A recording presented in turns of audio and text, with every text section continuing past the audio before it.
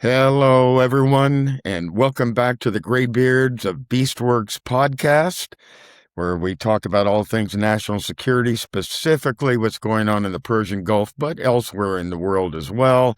And with me, as usual, are my two, I don't know, what are you guys, cohorts, or what are you? What's the Cohorts, runarounders, runner? Yeah. buddies, whatever. We got Bob Sands, Hall of Fame investigative journalist, Hi. Ken Campbell, highly decorated Navy Special Operations and Military Intelligence, and I am Mike Betcher, former network foreign correspondent who worked a lot in the Middle East and South Asia region over the years. And let's discuss what's going on in the Persian Gulf. Relatively quiet, but that can change. What are you seeing, Bob? Well, right now it is pretty quiet, but some very interesting posturing going on, and Ken could talk about this more. I mean, Iran is really flexing its muscle. They're now warning the Saudis that cuddling up to us is a bad idea. The Houthis are saying they don't need any direction from Tehran. They can do whatever they want. Meanwhile, the traffic through the Strait of Hormuz is still very choked up. Hardly anything getting through there, no matter what Bassett says. It's not a positive situation any place for oil transports right now. So they may be still talking. The key, I think, and Ken can address this more than me, the talks between Iran and Oman on working out a deal to share the Strait of Hormuz and the money that'll generate. My deal on that is I don't, the U.S. isn't at that table, which shows you how much leverage we've lost, but we're not at that table. That's Oman and Iran is saying that there is no agreement yet, but, Yep. they're working towards one, but I can't see the Trump administration accepting what Iran is this agreement between Iran and Oman, which would essentially give Iran control over who goes in and who goes out of the straits. Now, uh, you know, I'm not sure we have any leverage to push back on that. We do, I guess, with the blockade, but I don't know. I mean, Ken, what are you seeing on this Omani Iranian agreement? Yeah, well, Possible agreement. first of all, Iran is not negotiating a ceasefire here. It's negotiating ownership of the strait. This Iran-Oman passage formula that they're talking about within the context of the agreement being ostensibly hammered out between Oman and Iran. Um, that it's, as you said, it's hard to fathom that the administration is going to buy into this. The other thing is that you've got other stakeholders in this. You got the insurers, you got the ship owners, you got sanctions lawyers. Reuters actually reported on 6 August that insurers, let me read this, insurers, shipping associations, and sanction lawyers all said this current formula that Iran is proposing with Oman doesn't work because sanctions exposure alone kills it before the fee argument even gets started. And when a business is under sanctions, by the United States through State Department and Treasury, what that effectively does is it can lock them out of the international financial system.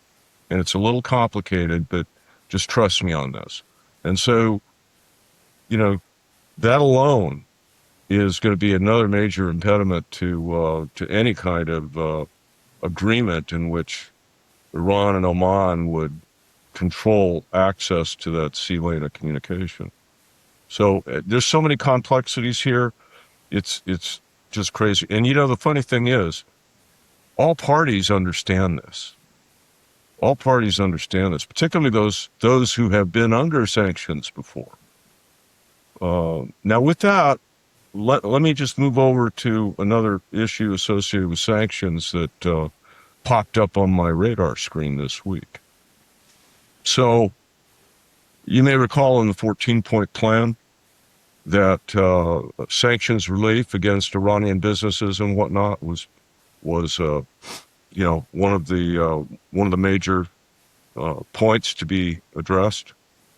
Well, earlier this month, or late in July, there was a very subtle sanctions relief notification that came across the wire, in which sanctions against Iranian commercial airlines, specifically Mahan, I think actually it impacts all the airlines.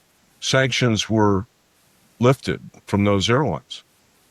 Okay, and that's a subtle indicator of the administration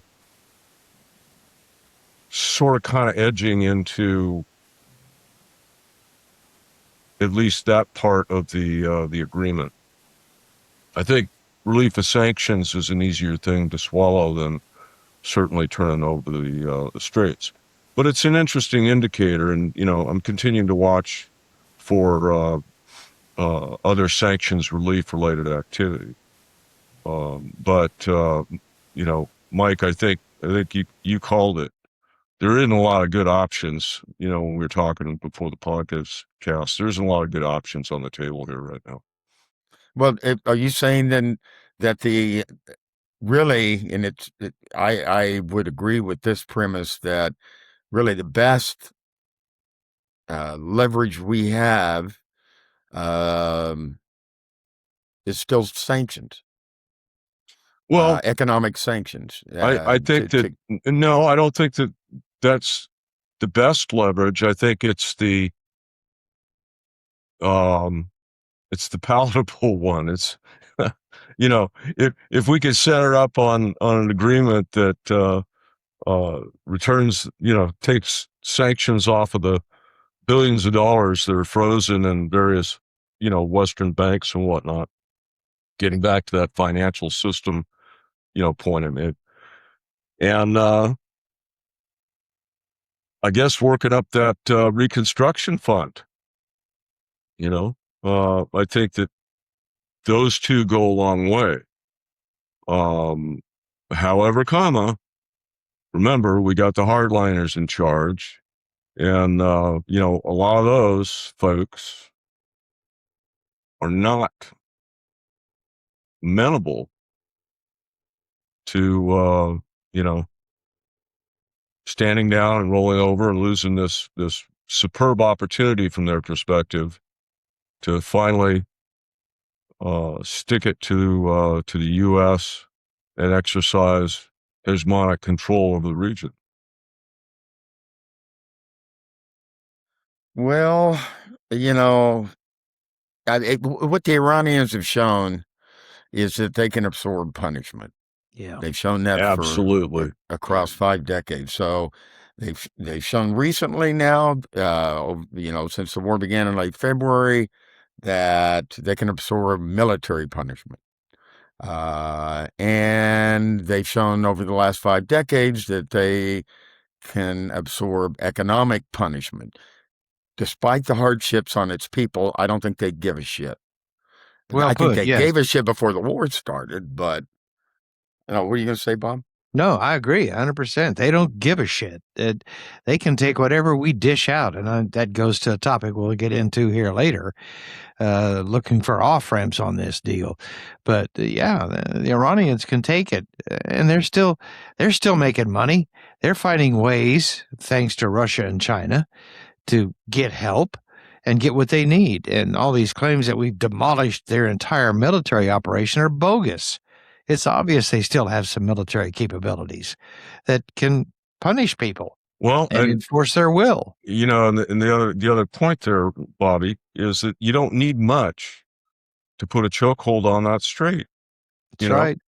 Hell, you could do it with a rowboat big enough to carry 1 or 2 mines, drop them in the water, and there you go. There you go. And that's probably, I mean, this is an access denial, situation that, quite frankly, our Navy, our military is not really well prepared to deal with, short of all-out war.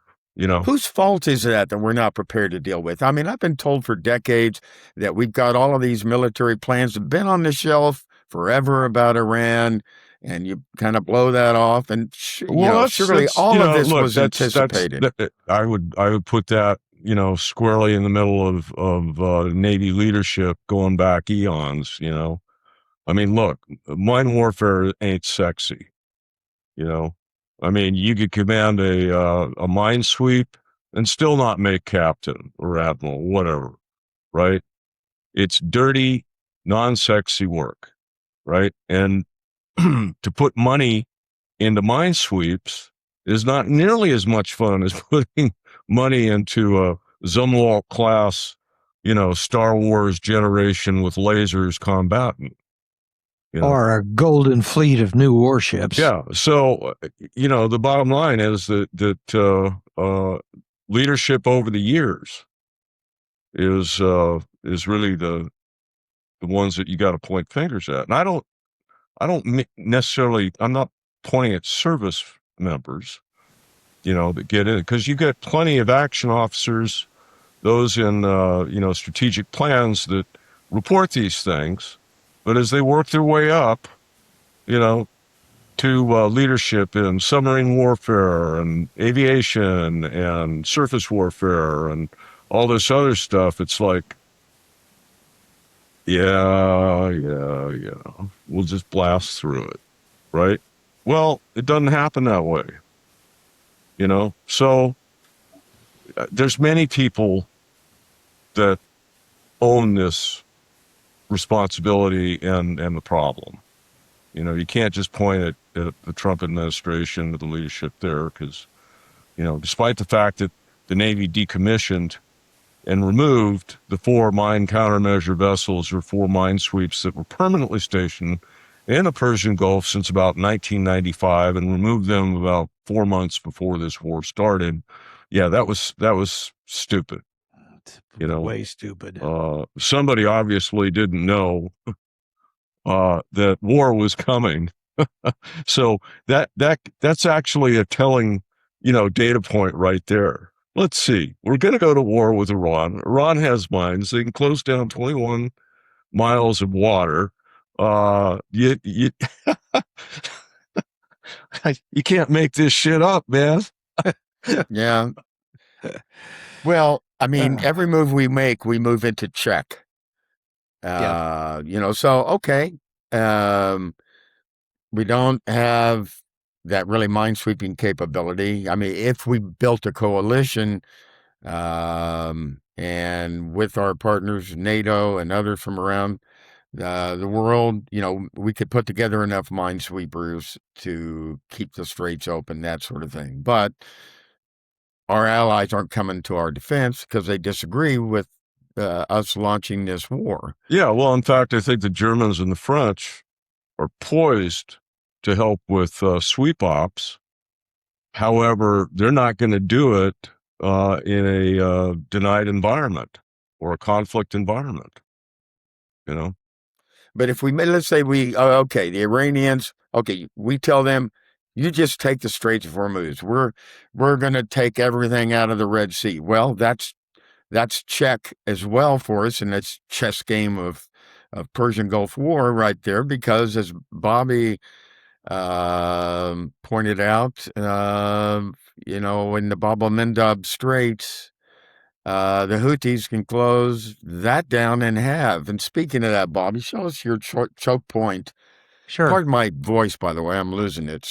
But show us that choke point graphic you had, choke points around the world. Be glad to. And it's very telling, actually. Oh, come on, computer, work with me here. It's very telling right now about what's wait a going minute. on. I got to say something here. Go ahead. I'm sorry. Go ahead. Did we all get the same, dress code this morning? We're all wearing variants of green, blue, green. Yeah, no, this is green. What's going on here, guys, huh? Well, I guess we're in that kind of a mode or That something. hell, Hell, I woke up. okay. I thought it was St. Patrick's Day. I didn't have any idea. Okay. I'm sorry. I didn't. I'm a few months behind. I just noticed that kind of thing, and I'm like, what the fuck? Well, we're just all on the same page. What can we say? Okay. Bobby, Okay. please. Every move we make, there's a counter move that makes that move not work. As simple as that. And I just don't. Other than sanctions, economic leverage, but we know the Iranians can absorb that pain. I don't see a whole lot of workable options. And you've got choke points around the world. And it would, one of the things that this has done, this whole conflict, has shown if you can control a choke point, it gives you a lot of power. So, you look around the world at the Straits of Malacca, look at the Panama Canal, look at, all sorts of other straits. And so you had it up, Bobby? Yeah, well, there it is right there. This is something that the UN's going to have to, take. Now everybody laughs when you say the UN, but it's the UN Conventional Law of the Sea regarding freedom of navigation. Well, this agreement between Oman and Iran would, on its face, violate that accord. Yeah, right. So, all right, Bobby, please take us downtown. Okay, as you can see with this graphic, the Strait of Hormuz is it's 50% down. It's flat. It was interesting. The Treasury Secretary was mouthing about how, it's getting so much better. No, it's not. That's bullcrap. The only one that's actually in positive territory, there's two, Bab el-Mandeb, and that's just because 4 ships made it through. 4.4 a day. That's it. Wow. And then Cape of Good Hope, which, is a very long route around. It's pretty dangerous all by itself. But what I find most interesting, all of these choke points, from the Strait of Malacca all the way down to the Bosphorus Strait, are either in negative territory or flat. What that means is there's not a lot of traffic going on moving oil. It's just not. And one of the big things that's actually driving the oil industry crazy right now is the fact that, let me close this out, is the fact that there's a growing sentiment in the White House to stop exporting so much oil. And the big oil guys are not happy with that idea at all. They say that'll shut down all kinds of operations. It'll hurt us. It's a bad idea. It sounds on its face like it's a great idea to, keep some of that oil here. Well, we talked our about refining that last capacity week, is already at the very top. We can't refine anymore. So what happens not to only the that, glut? Bobby, but we talked about, the fact that the fact that a lot of what we pump now is light sweet, and that can't be processed by our refineries at scale. We have to blend it. We have to blend some heavy crude with the light sweet, and it's not efficient at all. At all. Meanwhile, the world is clamoring for more oil. There was a very interesting article I saw this week. Where are the missing barrels of oil? Because the numbers don't add up. One of the problems, of course, is not everybody reports fairly their strategic oil reserves, so you don't really know how much is sitting back there in a cave someplace. So that might explain part of this. Well, but there's missing barrels of oil. Yeah, so when we talk about missing barrels, okay, can we distill that out to, some numbers and go a little deeper in there? Because I'm tracking you, but there's something, so if you could do that, Bobby, if you're able to, that would that would be helpful, because then I have a comment standing by to follow that. But let me pull this up. Okay, let me share this real quick with you guys, because I found this one interesting. Here's the article. Let me get it bigger. Okay. And this comes from the Wall Street Journal. Okay. Yeah. And the point is the they don't add up. Part of the explanation has been that the global supply from the strait is down and some of the ships have snuck through. So maybe that's helping.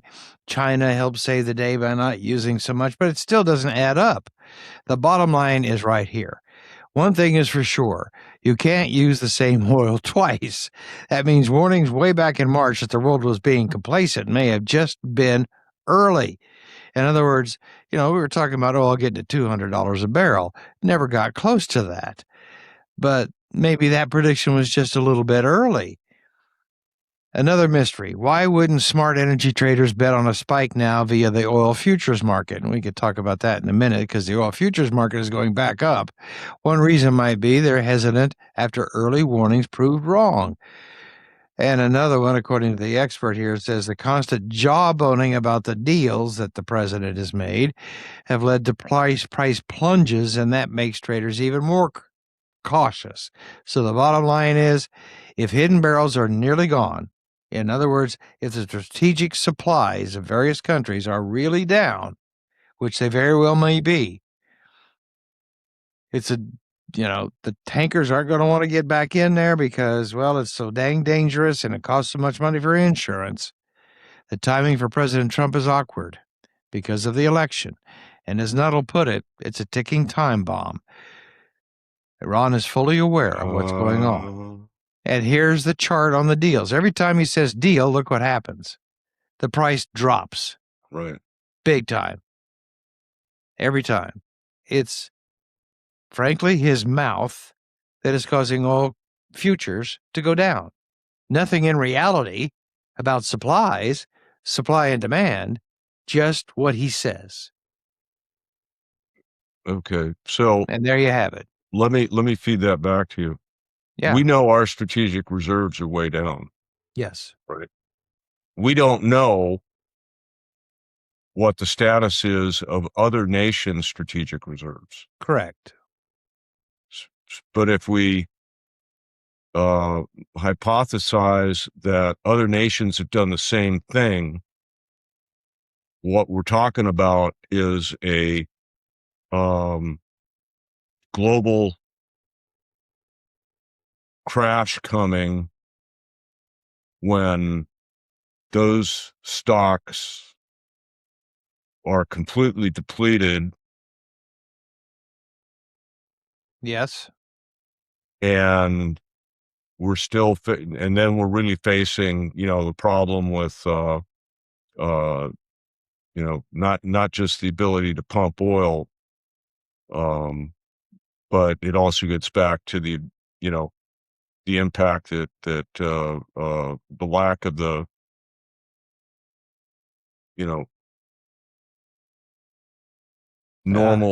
normal amount coming through the straits. You see what I'm saying? I'm having a hard time framing this. No, but you're right. Yes.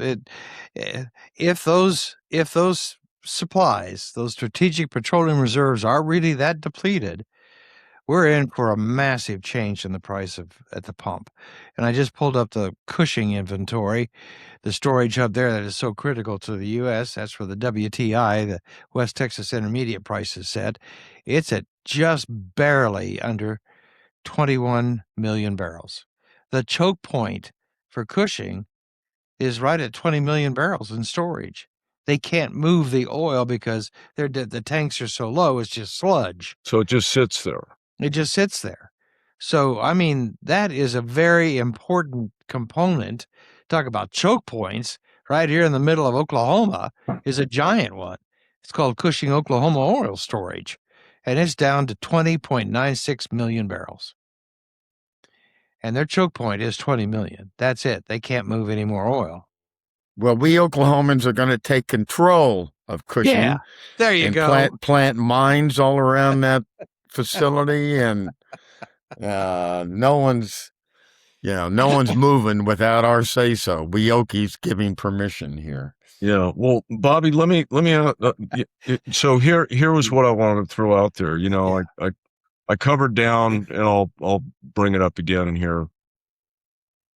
I covered down this when we first started. Gulf bypass infrastructure is running flat out, and it's not enough. Abu Dhabi crude oil pipeline from Abu Dhabi to Fujairah is at full capacity, 1.5 to 1.8 million barrels a day. Saudi petrol line to Yanbu is maxed out. Combined with Egyptian summed transshipment, you get roughly 11 million barrels a day of bypass. And pre-war Hormuz throughput was 17 to 20 million a day. So, let's stay on the high side. We're missing 9 million barrels a day into the quote unquote markets, if you will. And of course, that gap is where Iranian leverage lives at the present. Some of the assessments regarding infrastructure, construction and this sort of thing suggest that it will be at least late 2027 when the UAE's West-East pipeline comes online that they'll start making inroads on that 9 million gap. But that doesn't really address what we're talking about here. So on those east-west pipelines that bypass Hormuz and go to the Red Sea, like ports like Yanbu and the Gulf of Oman, the North European Sea, the Gulf of, but what we're talking about those pipelines running at full capacity, and Bobby just showed us a graph that Bab el-Mandeb Straits is a little bit skidding out of there, but I mean, if you look at the graph, it's going back down again too, and the Houthis are threatening that. So if they're running at capacity, where's all this oil going? I mean, are they taking it up towards the north and doing transshipment, offloading, onloading the oil in Egypt into the Med? I know what's going on with that. Well, because I don't see. I would surmise that there's a couple things. One, it depends on, the flag under which any tanker is flying that loads up in Yanbu. And if it is China or whatever that can has a get out of jail free card with Iran and the Houthis, it can go that way. And if it doesn't, it has to go up through the Suez, right? And with the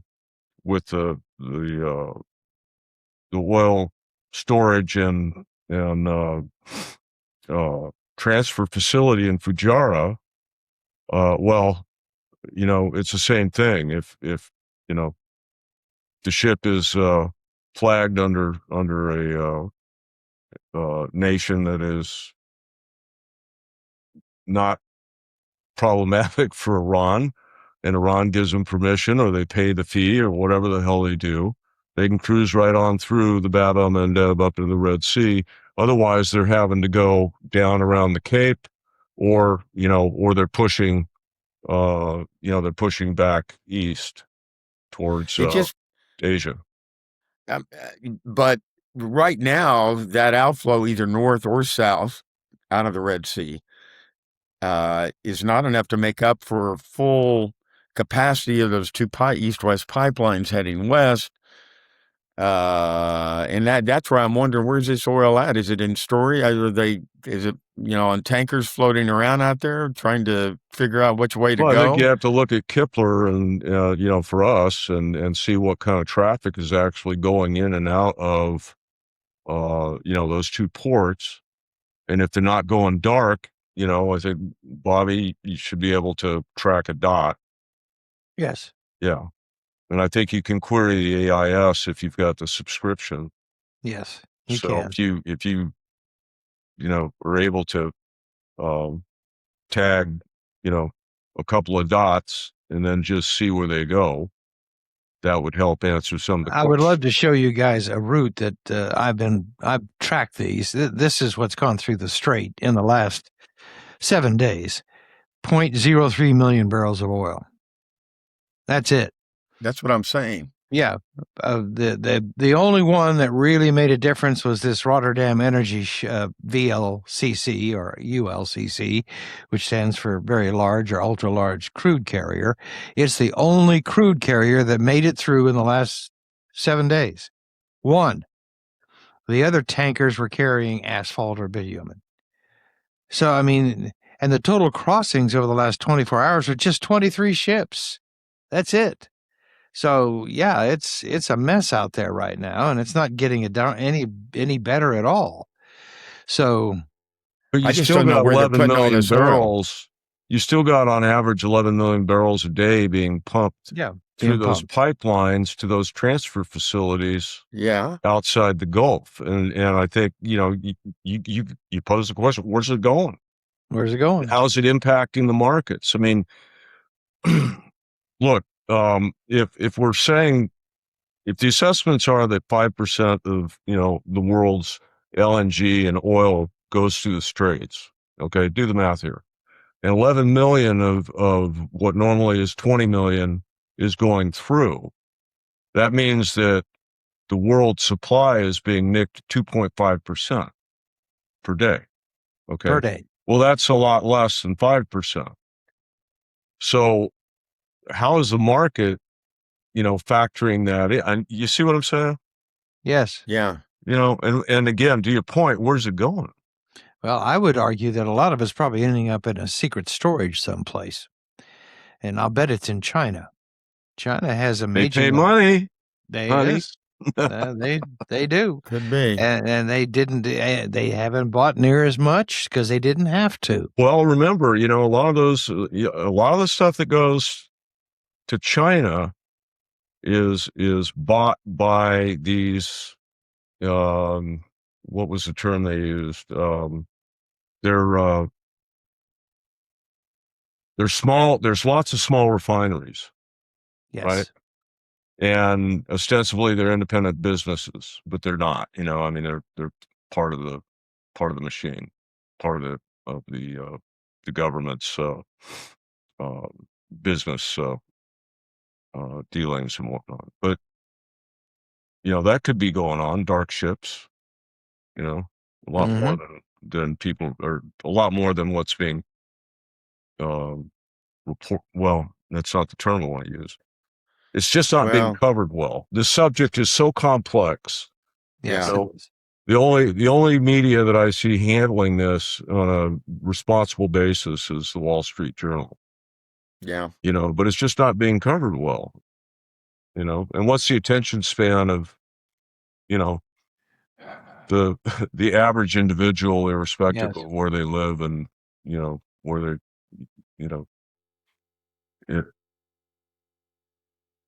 I'd go to China and do some investigating. I'd go there and do some investigating, but haven't been back since I was kicked out and ejected from the country by the Chinese. My brother, please don't go back there, okay? Please. No. You dodged enough freaking bullets in your lifetime, okay? No, but both we you need guys to find don't out need what's to go going on. But that was before. Come on, Mike, let's go, man. I've never been to Beijing. I don't know how, the Chinese are good at record keeping. So that was during Tiananmen and the massacre. Oh, Mr. Mike, you've returned.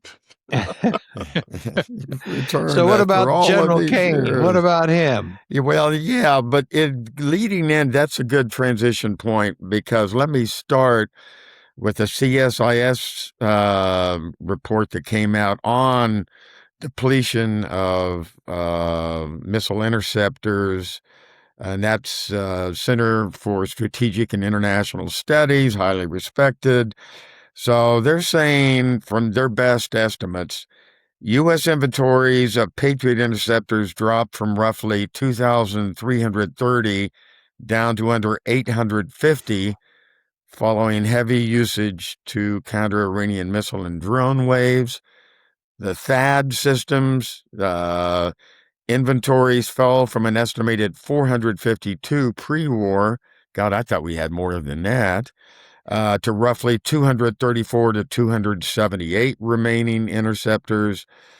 And then looking at our regional allies, Persian Gulf partners like Saudi Arabia depleted up to 86% of their PAC-3 missile supplies during the initial weeks of combat, leaving local stockpiles severely strained, which leads us to reporting from CNN that Chairman of the Joint Chiefs of Staff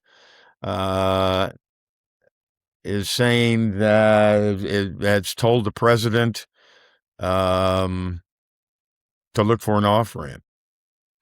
Yeah, he's been working behind the scenes now for the last several weeks, talking to Rubio and some of the other cabinet members, trying to get everybody on the same page to go to the president and say, look, our military options are not good, period. We need an off-ramp. What are you willing to give up? And that's going to be a hard pill for Trump to swallow. Well, who gets blamed? Who's going to get blamed? Vance. Except It'll be going to Vance's get hammered is JD did it. you know, because this at this point isn't about the negotiations. These things that are being brought up that you just mentioned have everything to do with weapon stockpiles. And the fact that more to the point that a air war cannot solve this problem. An air war cannot give us an off ramp. Well, we always, I mean, that's been a consistent lesson, and I'll take you back to the Kosovo conflict. NATO, U.S. versus Serbia. We had a huge air campaign, but we also had a coalition of troops surrounding that area that went in on the ground afterward. We had all of that put together. We don't have that here. And we're not going to. But I find it interesting that, this is being, I always try to figure out who is putting out the leaks, because leaks happen in Washington not randomly. They happen for strategic reasons. Someone's trying to get leverage somewhere inside rooms where decisions are being made, so they leak information to pressure the other side or to get public opinion on their side. And to me, it feels like military leadership, which has to keep things real, not political leadership, because that's sometimes that may be real in politics, but not on the ground, and what it means to our soldiers, sailors, airmen, and Marines over there. It feels to me that these leaks are coming from within the uniformed military, trying to show this is what we're really up against. And if you commit us into further conflict, we're going to feel a lot of pain, and our partners will feel the most pain in the Gulf. That's, and I think it's fascinating that this sort of the back and forth that went on between the chairman and the president has started to leak out. That in itself is a fascinating story. Well, you got to ask yourself who's in the room when those discussions ensue.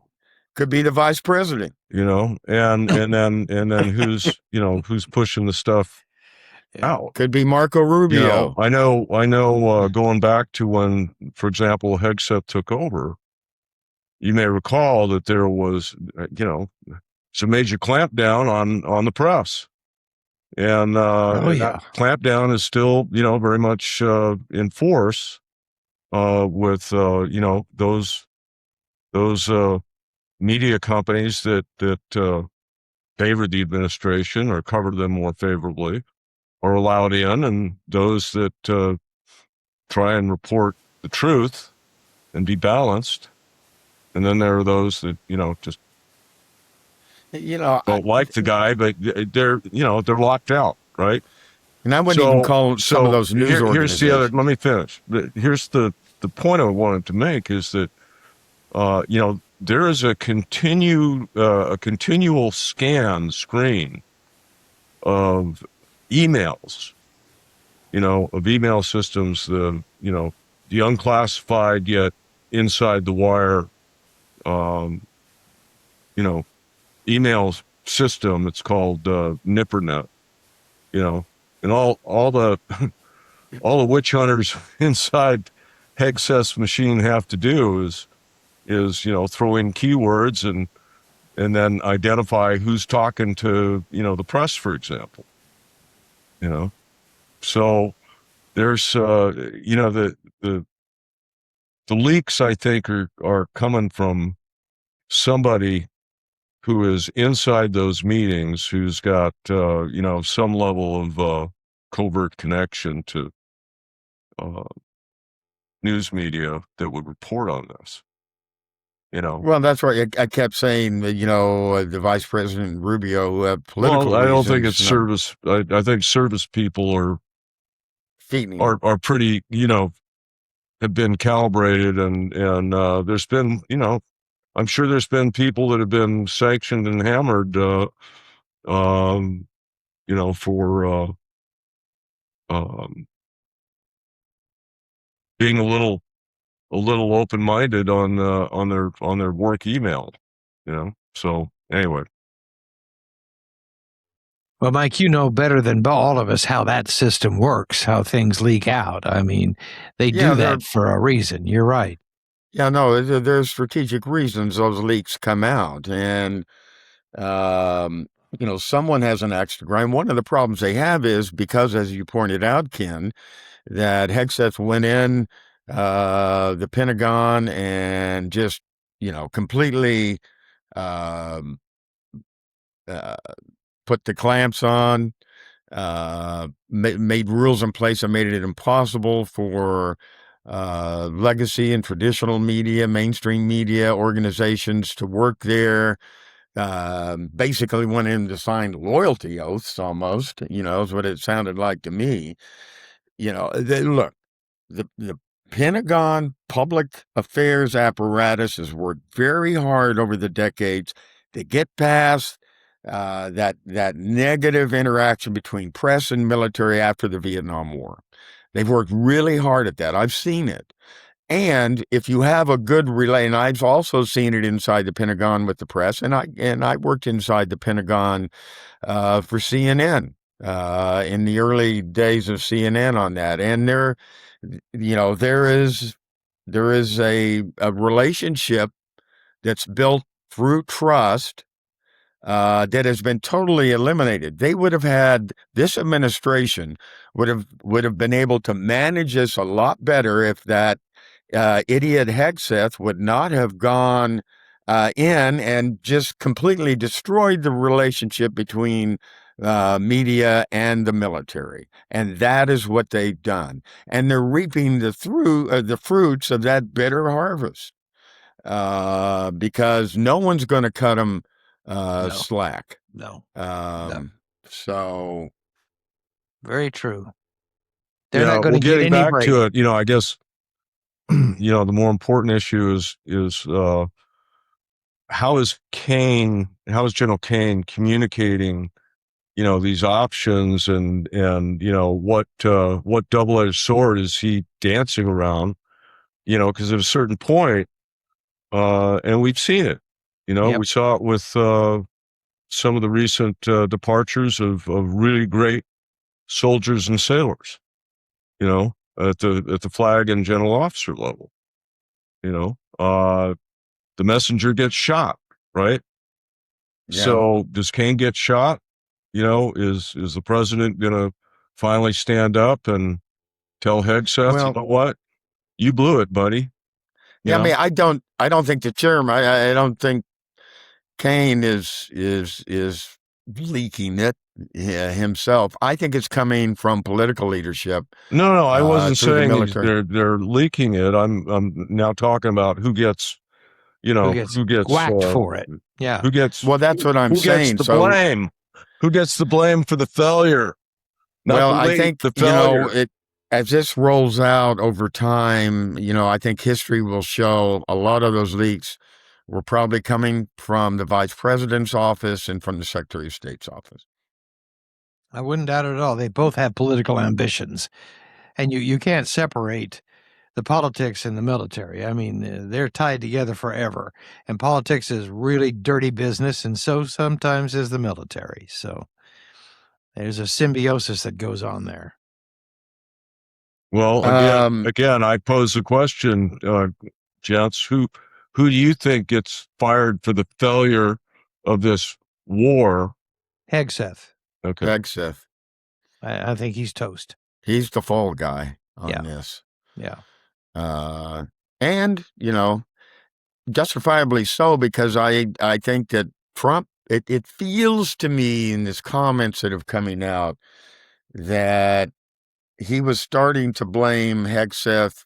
I didn't know. I wasn't being told this. I mean, there are reports that are out there that he jumped down Hegseth's throat about not, he didn't know that he went after the media for talking about these depleted stockpiles of defensive missiles. But was blaming Hegseth for not telling him that was the case. Well, I mean, I think certainly the problem is when you surround yourself with yes men, you never get the truth and you will always fail. Yes. I mean, if there's anything, being an old man has taught me that, if you put yes men around you, people who kiss your ass, you're going to fail in the end. You're going to fail. And I think that's exactly what we're seeing now. But, okay, well, gentlemen, go out there and gather more knowledge, and I will too. And we'll be back and we'll discuss some of these things, and we'll get Ken's audio problem solved. Okay, folks, we'll talk to you soon. Thank you for joining us.